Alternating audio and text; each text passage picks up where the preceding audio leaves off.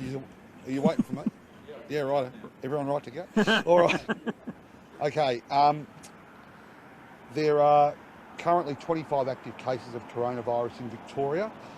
No new locally acquired cases were notified to the department yesterday, and there are no new cases in hotel quarantine. There were a total of 10,399 tests received yesterday, bringing the total to 4,862,081. And I understand the Chief Health Officer will have a release out later today with any other details that might be required. I'm here today with the Minister for Small Business and Employment, amongst other things, Jala Pulford, and the CEO of the Victorian Chamber of Commerce and Industry, Paul Guerra. Victorian businesses played their part magnificently during the recent 5-day circuit breaker lockdown, and there was undoubtedly some cost to a number of them.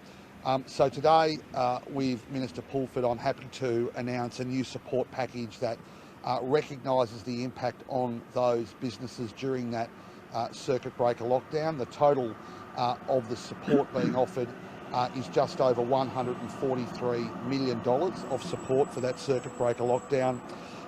It will be primarily targeted at those businesses that were most affected. It is a targeted package. We had a range of conversations with organisations like the Victorian Chamber of Commerce and Industry and others to ensure that the support that we were providing in this package was appropriately targeted. Businesses like restaurants, like florists, like musicians and artists, like wedding celebrants, the event sector and accommodation providers, they are the businesses that were most profoundly affected by that lockdown, and they are the businesses that we are primarily targeting in this support.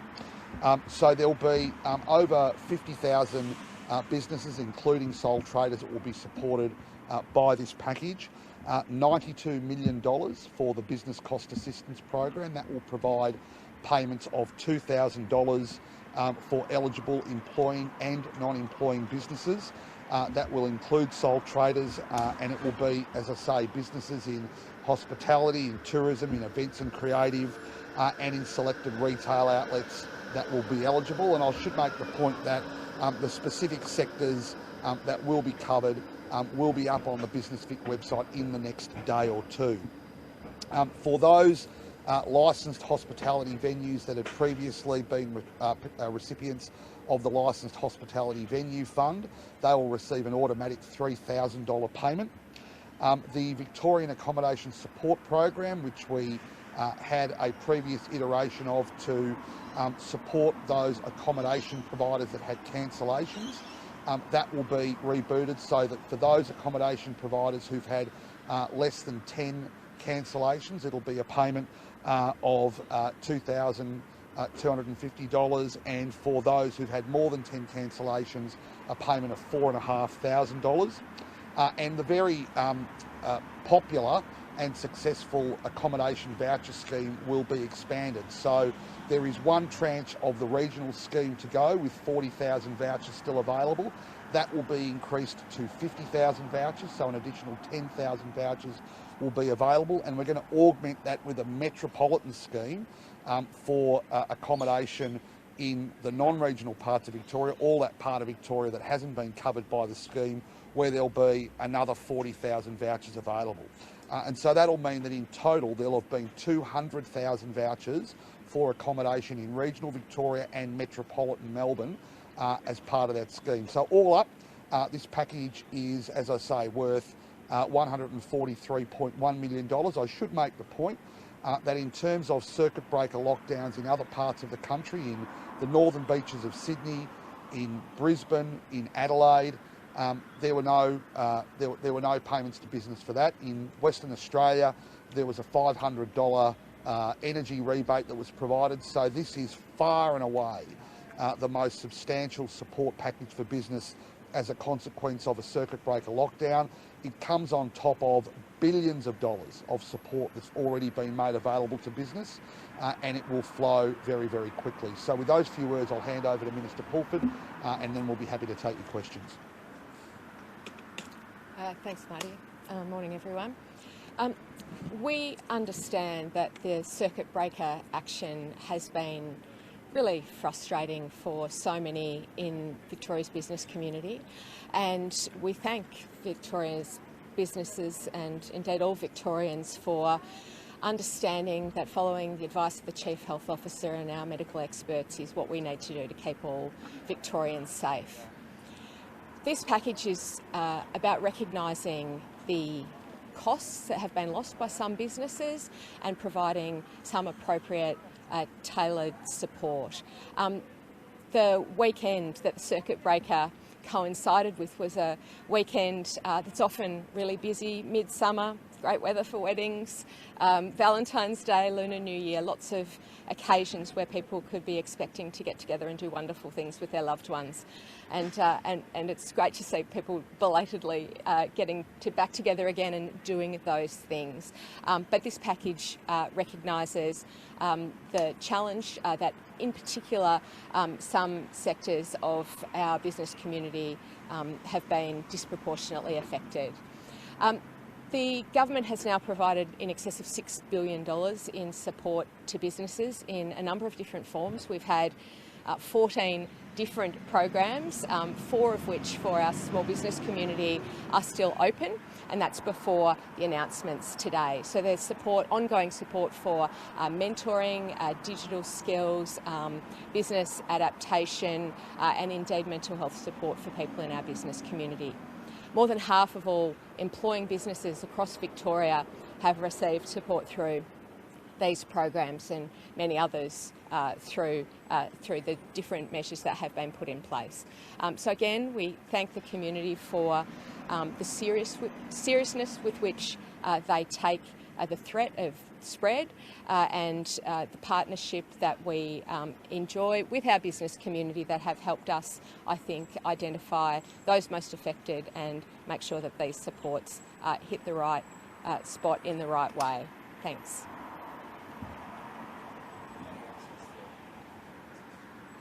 It depends on the program. So, for instance, the Licensed Hospitality Venue Fund will be an automatic payment because we know the cohort there.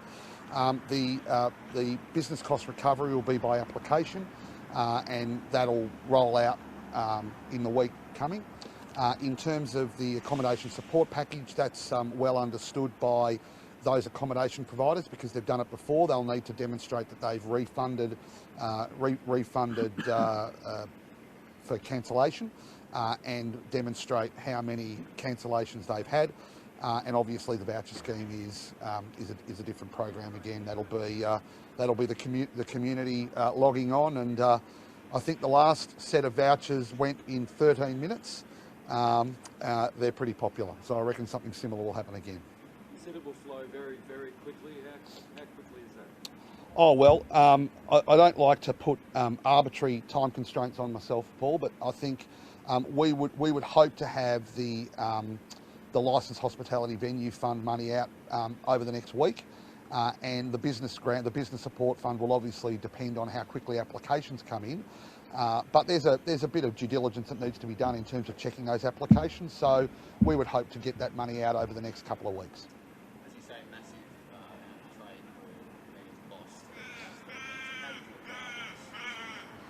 Oh well, we engage in consultation with industry. We spoke to the VCCI. We spoke to the AHA.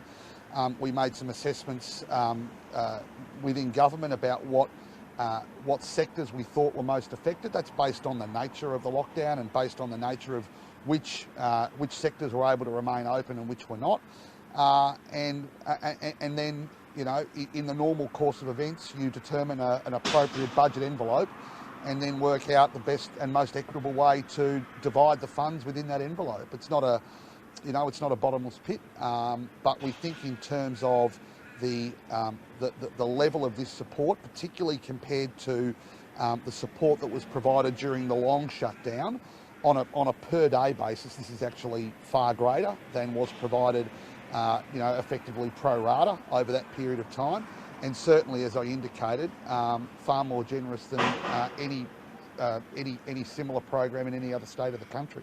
With the business cost assistance program, what about the businesses that lost much more than $2,000? Well, look, it is the nature of these things, regardless of whether you're talking about a 5-day shutdown or a 15-week shutdown. The state of Victoria, the taxpayers of Victoria, can't simply put back every dollar that would have been spent by the community in every business in the state over that period of time. That's just simply not possible. But what is possible is to provide some support to businesses to deal with their immediate costs. And we think this is an equitable way of doing that. The other point I'd make is not every dollar that wasn't spent is necessarily a dollar lost. Some of the money that might have been spent on Tuesday or Wednesday was instead spent on Thursday and Friday. So some of these, some of it is lost and some of it is simply deferred, and you have to make a judgment call about that. So will this happen with any future lockdown as well? People would go another 5 days? Oh, well, look, I think what we've demonstrated is that whenever there's been cost to business, we have worked very closely with the business community to provide what we believe is appropriate support. We've done that through each of the rounds of the Business Support Fund. We've done it through the Licensed Hospitality Venue Fund, the support that Minister Pulford's oversighted for sole traders. Lots of different rounds of support. Each is different, so I'm not going to preempt what might happen in the future. In the same way that we couldn't preempt this circuit breaker.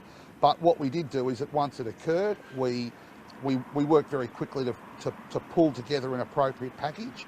And I'd be confident that if there was, and let's all hope there's not, if there was a similar occurrence in the future, we would likewise work with the business community to see what sort of support can be provided.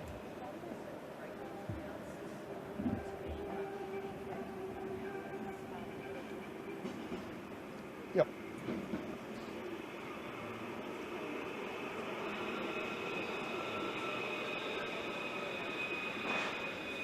Well, no, look,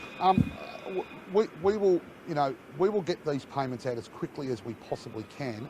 In regards to the hospitality sector, most of those businesses, Samaya, will be covered by the Licensed Hospitality Venue Fund. That is, as I say, that's an automatic payment. They don't need to apply for that.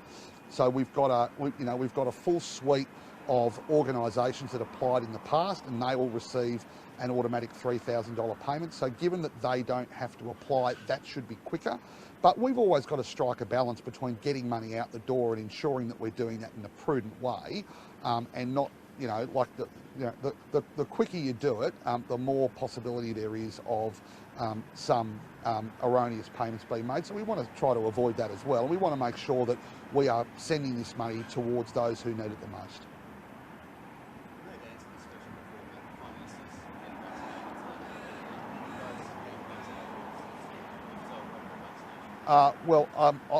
I'm 52. I think that puts me in category, is it 1B, 2B?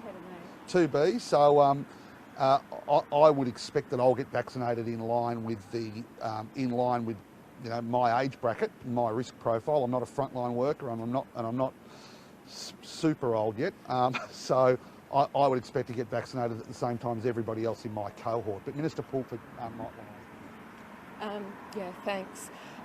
Look, I think the message that is sent to the community of somebody as high profile as the Prime Minister of the country is important, because it demonstrates that the vaccines are safe, that they've been through a very rigorous process. So I can understand the appeal for him in doing that. There is an agreed set of priority groups that will be the first recipients of the Pfizer vaccine in the early weeks, and the AstraZeneca vaccine. Our latest advice is from the federal government, this will be starting to be available next month, and it's I think for all Victorians, indeed people across the country and around the world, this is an important milestone in our pandemic experience and our pandemic journey, where people will, I think, feel some relief that we've now reached this next stage. It will take some time, and priority groups will go first, and I think that people will welcome this. The Commonwealth Government's plan is one that we stand ready to assist in the distribution of throughout Victoria, and it's going to be good to see people getting those vaccinations in arms during the course of this coming week.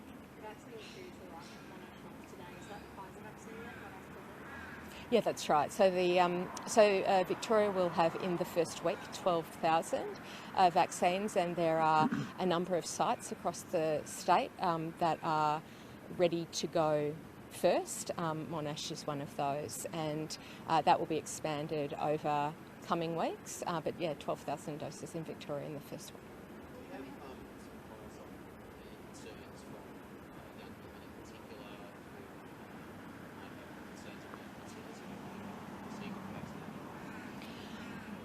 Look, in terms of specific medical advice and expert vaccination advice, I'll point you in the direction of people who know far greater things about that. But what I would say is that in Australia we are very fortunate to have a rigorous process for approval of all of our medicines, and the vaccines that will be made available, first Pfizer and then AstraZeneca, and no doubt others to come in future months and years. They go through an extremely robust process. The Pfizer vaccine and the AstraZeneca vaccine have now been received by many, many people around the world, and the data, I think, gives the experts that advise governments a great deal of confidence. And for people who have any particular concerns, I'd encourage them to discuss these with their doctor rather than, the internet chatter and unreliable, unscientific sources of information. Do you think the advertising campaign from the government has it been there enough, particularly given there's a lot of misinformation out there? Well, as the Chief Health Officer said yesterday, people whipping up fear and spreading misinformation, I think we should just ignore them. The system of approval is robust. The vaccines have been thoroughly tested. It's an extraordinary credit to the global scientific community, including people here in Melbourne who have been at the forefront of the research and innovation that has enabled this to happen in an amazing period of time. I mean, there has been a global scientific effort targeted at these vaccines and their development, and it's putting us all in a position now where I think we're moving into a new stage, and that can only be a welcome thing. And today we're here to talk about the business community and support for the business community, and the confidence that people can have to trade and to get back to work in as normal a way as possible, as pre-COVID a way as possible. And the deployment of vaccines, I think, can only be a shot in the arm from a confidence point of view as well for the whole community.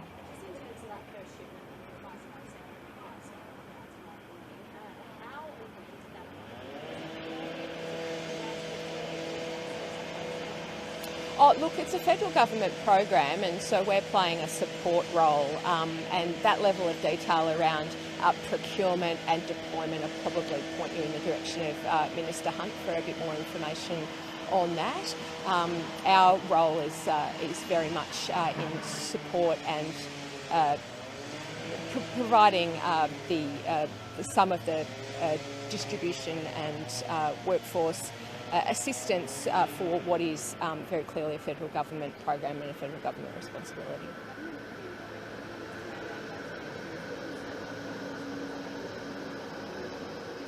Oh, look, we haven't got any announcements to make about that, and I'm not briefed on the Chief Health Officer's thinking on that, so I'm not going to presume an answer one way or the other, but then that's perhaps something you could pursue at the next briefing with the Chief Health Officer, but certainly I'm not aware of any plans to that end.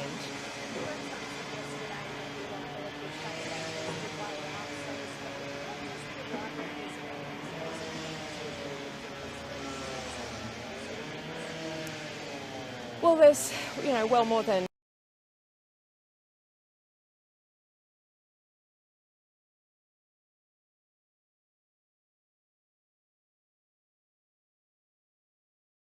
with our optimism. I mean, it is an exciting milestone, and tomorrow will be, I think, a really positive day for the community.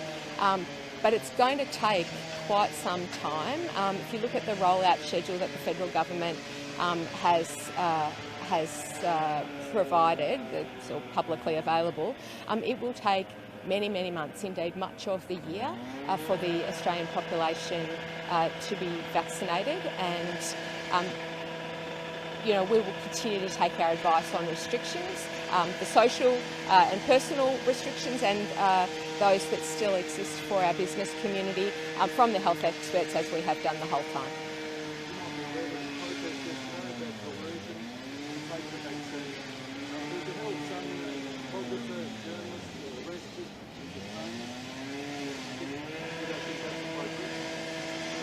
Look, I'm not aware of the circumstances of this, and so I'll probably decline to comment. Do you I know a little bit about that? I was actually with some News Limited folk at the races yesterday when it was unfolding. Look, I think it's probably we don't know what Victoria Police knew. So, for instance, I don't know whether those journalists had their credentials clearly displayed. I don't know whether And Victoria Police can answer for whether or not they were aware at the time that the people involved were journalists. But again, there's questions about whether or not police understood that they were journalists, whether they believed that they were participating in the protest rather than covering it. I think Victoria Police are well placed to answer questions about the conduct, the operational conduct of their officers. But I think it's also probably right to say that in a very active environment, sometimes those things aren't always quite so clear. In our vision of them and photographs of them being led away, their credentials are around their neck. Well, and again, I'm not the officer in question, and I'm not a spokesman for Victoria Police. I also don't know what, for instance, the journalist might have said to the officers at the time. So I'm sure that there'll be that'll be looked at, I'm sure in some detail. And Victoria Police can answer for what their officers understood the situation to be at the time. Oh, look, I think we all accept that journalists who are covering events in the normal course of things would not expect that to occur. But again, it depends on the particular circumstances of what was happening during that protest yesterday and what the officers on the ground in that very difficult job that they do understood the situation to be. Is the state government going to do Surrey Park, their box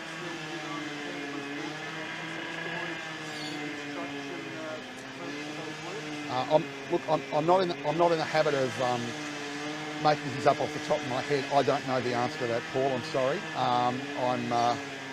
But I'm sure that the Minister for Transport Infrastructure would be able to provide you with that information if you made an inquiry to her office.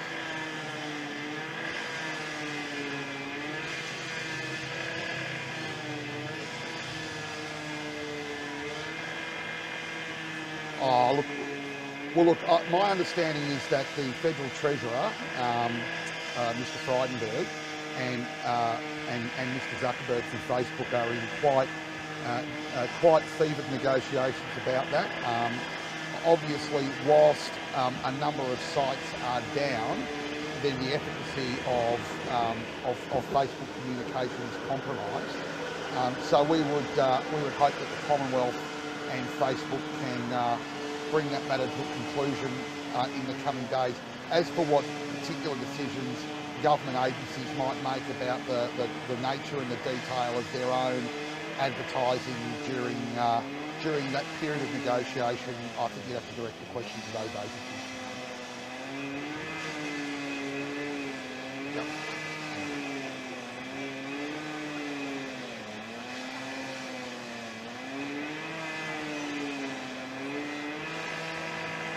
Oh, no, look, not yet. The Grand Prix is 9 months away, and at the moment, of course, our processes for returning travellers are in line with AHPPC and National Cabinet guidelines. Now, I would imagine that as the vaccine is rolled out, not just here in Victoria, but nationally and globally over the next 9 months, those AHPPC guidelines may well change. National Cabinet guidelines may well change, and there'll be undoubtedly ongoing discussions between the Department of Health and the Australian Grand Prix Corporation and Formula One management about the implications of that for the Grand Prix throughout the course of the year. There's a long way to go. the Australian Open. Look, I think the Australian Open, you know, obviously the 5 days without crowds were a little bit of a dampener, but the fact is that last night, tonight, over the last few days, millions, tens of millions of eyeballs across the world have been trained on Melbourne. And as you think about the world coming out of COVID, as the vaccine gets rolled out and you start to see that international competition for tourists, for investment dollars, for international students, for business events and for major events, that kind of attention, that kind of publicity is absolutely invaluable, absolutely invaluable. I know that all around the world, people are looking at Melbourne and going, how did they do that? How did they do that? So I think, you know, from the point of view of something for Melburnians and Victorians to enjoy, the maintenance of our position in the global tennis calendar and our ability to advertise our city and our state to the world at a time when the competition for that is going to be absolutely unparalleled, I think is utterly invaluable. Of course, we had to take a chance, but it was a calculated chance. You know, it was the right call. I think the Open's been a great success, and I think Tennis Australia is to be commended for the work that they've done, along with our agency CQV and the Department of Health, in enabling us to get this tournament away. I think it's been a real team effort, and I'm very glad that we persisted. Sorry, one more.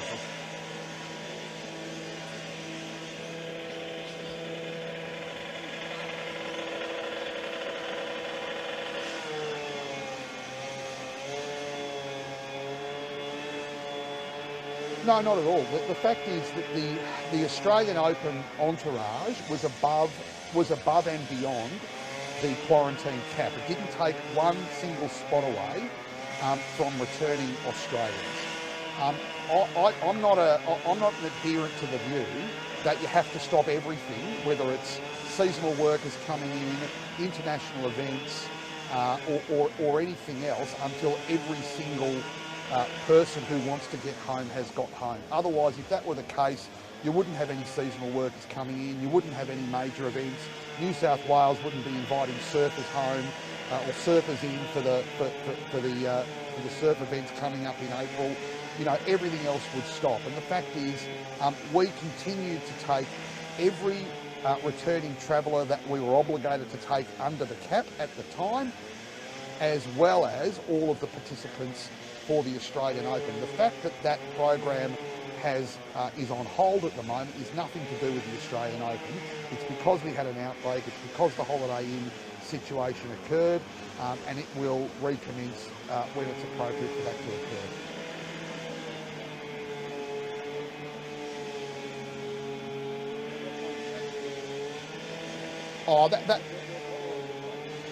I think it will be significantly less, because we won't have the international visitors who come down for the Open normally. We won't have the interstate visitors to the same numbers. So we wouldn't expect the sort of high 300 million economic impact that we would normally have. But nevertheless, I think it's still a really, really important part. It's like, it is the most significant global event that Victoria has. The maintenance of it, the protection of it, is an incredibly important part of our long-term strategy. You can see the investment that we're making down at Melbourne Park with the new show court, with the new media and function centre. This is a long-term investment for the state of Victoria. It is something that we protect jealously. Tennis Australia has made it really clear what they saw as the risks of an Australian Open not occurring, in terms of some of those other major tennis events around the world who would dearly love to steal the status that we have at the moment. So yes, it won't be the same economic impact of a non-COVID year, but quite frankly, nothing is.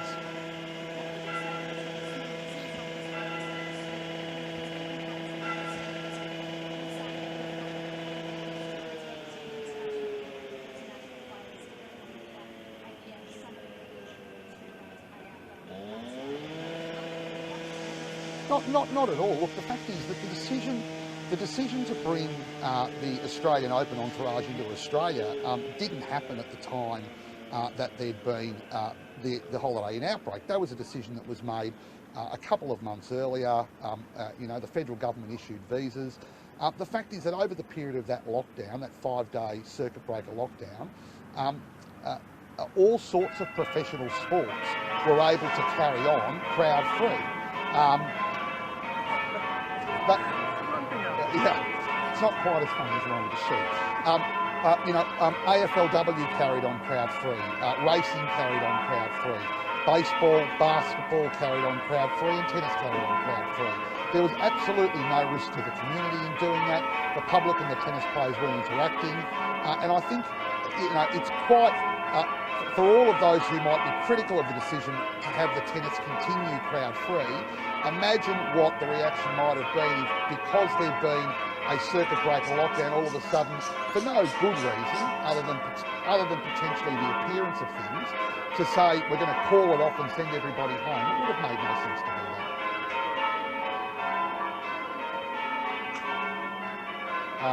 So, Paul? Before we move on, can I just because we've had media reports about the delays in the court system. Yeah. Going for some time. What's the state government going to do to fix that? Well, the state government's just made an $80 million contribution to relieve backlogs in the courts. Look, I was the Attorney General for 4 years. At this stage in the budget cycle, pretty much every year you'd see a story about the court system needing extra cash. I think that's completely understandable in the circumstances, but as I said, we've just made an $80 million contribution to deal with delays, and there'll be consideration given in the upcoming state budget to whether any additional support is needed. What's your view about the delays of putting off criminal trials? Oh, look, I'm not convinced that that's correct. I think I read the story, and one of the people quoted in the story said, you know, what the system needs is cash, cash, cash.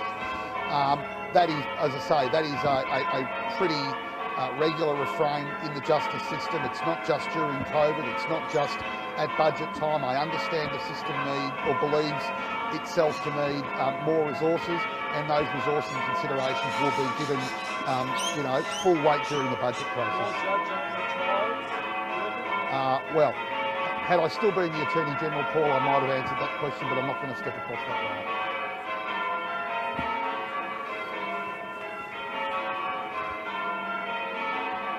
I don't, but as I said at the outset, I understand the Chief Officer will have a release out later today with more details. I might hand you over to Paul Guerra to take some questions. Thanks.